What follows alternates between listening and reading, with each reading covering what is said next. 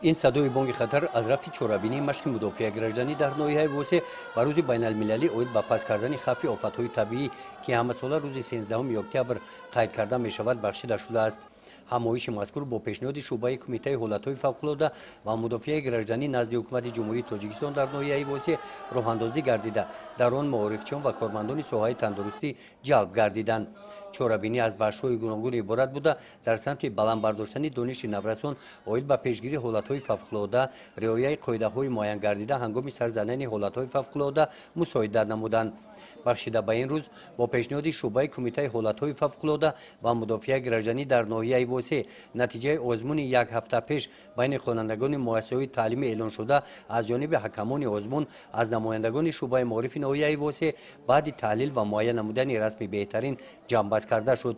با این آزمون خوانندگان 45 مؤسسه‌های تعلیمی نتیجه کارهای خود را پیشنهاد گردانیدند. مضمون رسم‌های کشیده اشتراکیان تصویر نمودهای گوناگون حالت‌های وضعیت فوق‌العاده و راه‌های پیشگیری آن عبارت بودند.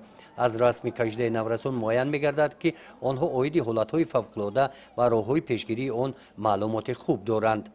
مقصد چورابینی گذراندن این موضوع به خوانندگان فهمانیدن یعنی که حالت‌های فوق‌العاده در حالت سر زدن حالت فوق‌العاده کدام عمل‌ها را اجرا باید کرد یعنی که از کدام عمل‌ها عبارت است.